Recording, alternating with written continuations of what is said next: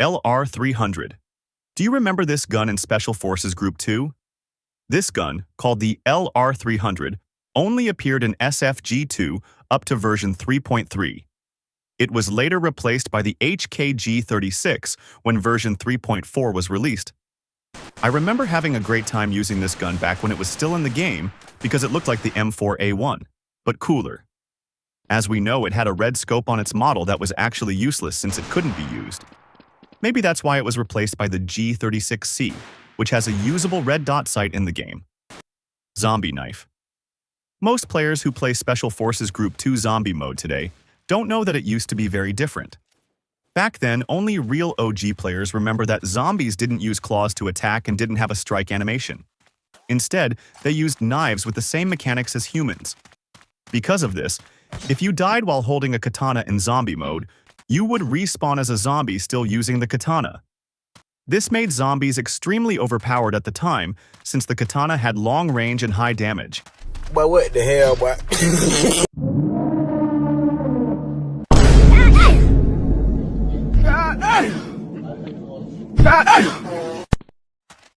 Zombie gun. This glitch was very popular back then, especially after it was popularized by I Am God Pro. The trick allowed you to use a gun as a zombie, which made the game feel completely broken. However, after version 3.5, with the addition of new zombie mode mechanics and a new zombie hand model, this glitch was completely removed from the game, making me and I Am God Pro completely sad. But don't worry, in the latest version 4.2, there's a new way to perform this trick. If you want to learn how to do it, just watch my upcoming tutorial where I'll show you exactly how this glitch works. Terrorist Zombie. In the primitive era of Special Forces Group 2, the real old zombie mode mechanics did not involve zombies holding and using knives. The real zombies back then were just terrorists. There was no zombie figure, no high jump, and no claws, just terrorists with knives. Playing zombie mode back then was just like playing classic mode, but your opponents only used knives to attack, making the mode completely lack of the zombie vibe. Terrorist name. This old feature was very controversial in the game because, back in the early days of Special Forces Group 2 and also Special Forces Group 1, the terrorists had real names which made the game look more notorious. When I was younger, I didn't really pay attention to that detail. But over the years, as I kept playing and when the terrorist names was eventually removed, I began to understand why it was taken out, and even why Special Forces Group 1 was removed as well. Take note that putting real terrorists in a game is very harmful because it can glorify real-world violence, disrespect victims, and violate policies of platforms like the Google Play Store, which can lead to the game being removed. Grenade Launcher Bots. The grenade launcher is one of the strongest weapons in Special Forces Group 2. It can be equipped on both the AK-74 and the M4A1, making it extremely powerful in combat. However, you rarely see this weapon in matches, and there's a good reason for that. It costs 12,000 in-game money, while the maximum starting money is only 10,000.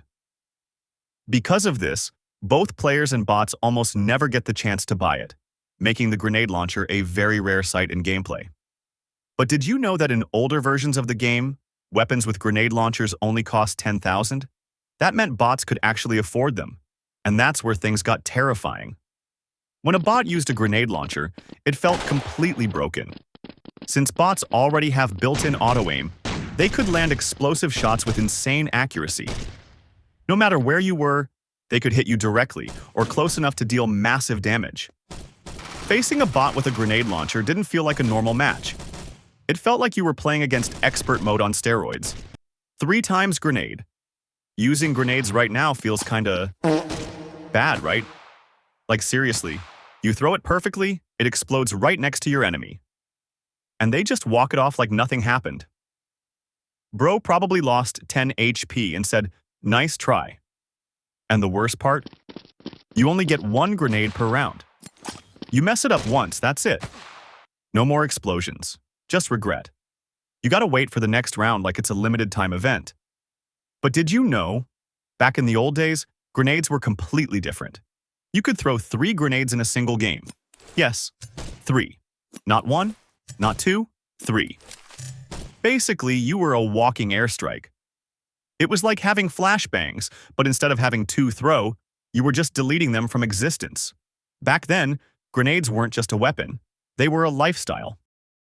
If you made it this far, don't forget to like and subscribe. I'd really appreciate it, and it encourages me to make more videos like this. Now let's continue. Ramps. This old feature? Yeah, this is the real OG stuff. Only the true veterans remember this.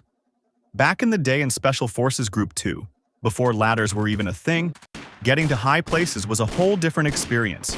There were no ladders, no easy climb, no simple way up. All we had was a ramp. Just a slanted wooden plank or a straight piece of floor going up like someone said, "Yeah, this should work." And the funniest part? Everyone just accepted it. No one questioned it. No one complained. We just saw a random slanted wood and said, "Yep, that's the stairs." Then ladders finally got added, and suddenly everything felt modern. But deep down, real OG players know nothing beats the struggle of walking up that one wooden plank while getting shot at. Beautiful skies. If you ask me about the current background and sky visuals in Special Forces Group 2, yeah, I'm just gonna say it. It kinda sucks. I mean, compare it to the old version. The old sky was simple, clean, and easy on the eyes. Nothing too flashy, nothing distracting. Just a nice, clear background that actually made the game feel relaxing.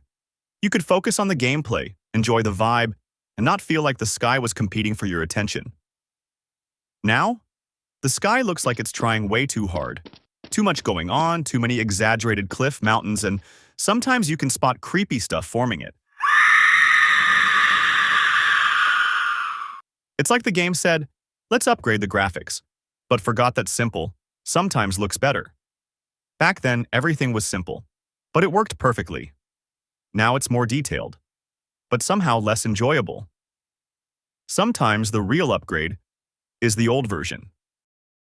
Some bugs. Some bugs in Special Forces Group 2, like the zombie gun bug, flying bug, speed hacks, and those hidden glitch spots, have all been completely removed from the game. And honestly, that's a good thing. It shows the developers actually did their job. They fixed broken mechanics, removed unfair advantages, and made the game more balanced for everyone. No more players flying across the map or zooming around like they unlocked superpowers. Everything is more fair now, but at the same time, it kinda hurts. Because let's be real, those bugs were fun. The zombie gun bug, absolute chaos, the flying bug. You felt like you broke the laws of the game. And those secret bug spots? It was like discovering hidden areas the map wasn't even supposed to have. It wasn't about being competitive. It was about messing around, laughing, and doing things that shouldn't even be possible. Back then, the game wasn't just about winning. It was about the experience. Now everything is fixed, polished, and balanced. But some of that chaotic fun is gone too. So yeah, removing those bugs was the right move. But deep down, every OG player knows those broken moments were some of the best memories. Christmas themes. These features? Yeah, they're a limited-time experience that only existed in versions 2.8 to 3.7. And if you really want to experience them again, the only way is to downgrade your game version. Because that's where the Christmas magic was. These both Christmas version had a full Christmas-themed menu. Everything felt festive the moment you opened it. The vibe was completely different. And it didn't stop there. Both the terrorist and counter-terrorist sides had Santa-themed characters. Even the maps joined the celebration. Some of them had Christmas trees placed around. It wasn't just an update, it was an experience. And the crazy part, it's not completely gone. You can still access it, but only if you go back to those old versions. Which honestly feels kind of sad. Because imagine having that Christmas theme in the latest version, with all the new features, new content, and better gameplay. And that wraps up everything about the removed content from SFG2. Some features were fun, some were controversial, but all of them played a part in shaping the game we know today. If you enjoyed this video, don't forget to hit that like button and subscribe to the channel. It really helps and keeps me motivated to make more videos like this. And before we end this video, I'd like to give a big thank you to all my friends and subscribers who helped me put this together. Your support, ideas, and feedback mean a lot, and I couldn't have done this without you. Thanks for watching, and I'll see you in the next one.